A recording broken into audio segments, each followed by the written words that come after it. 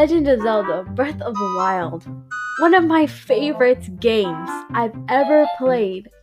And it's getting a sequel! Well, I've been known that it's getting a sequel, but I'm very excited for the sequel. Although some people aren't really that excited. I am. So beat it. I'm joking. I love you. I'm sorry. I wanted to tell you guys some of the experiences and stories I've had in Breath of the Wild, because I've definitely had some. Let me know if you guys like these fully animated type videos opposed to the ones with speed paints. I'd really like to know which you guys like best. So, when I decided to invest my time into snatching up a horse other than my beloved Cassie, I settled on a shaggy purple one, as I should, and named him Felix.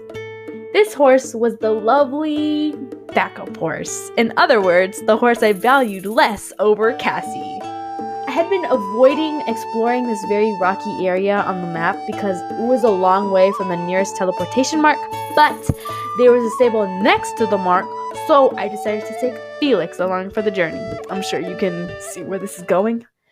We rode to the rocky area and I started making my way up a mountain, spotting a marker at the peak.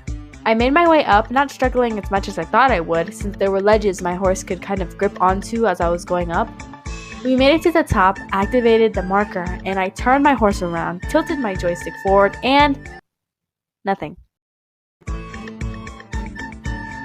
He didn't move at all from the ledge.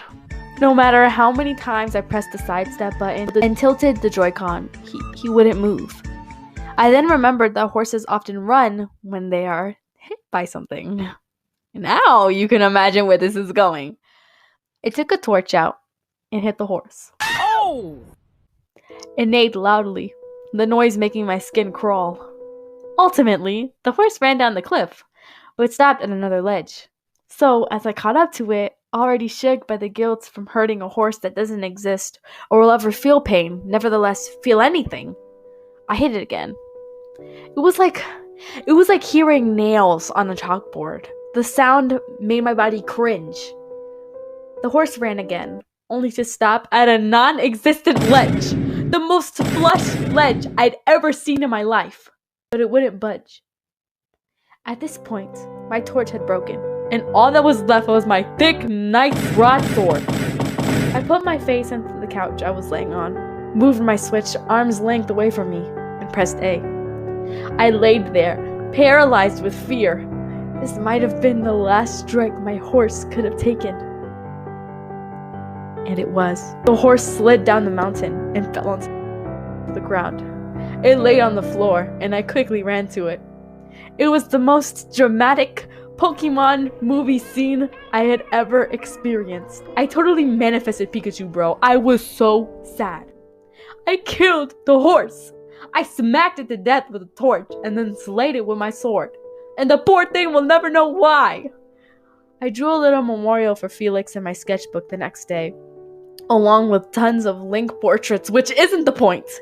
The point is, animal abuse doesn't feel good, especially when it's a digital, pixelated mammal that you dubbed the backup horse, not expecting the death it was meant to save your favorite horse from to give you emotional damage for the next hour or two.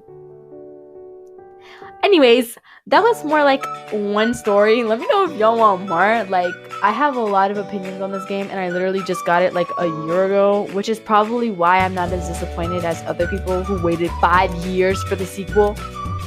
Thank you so much for watching. Please like and subscribe. Hit the notification bell if you want to be the lucky first person to lay their eyes on my wonderful arts. And I'll see you later. Bye-bye.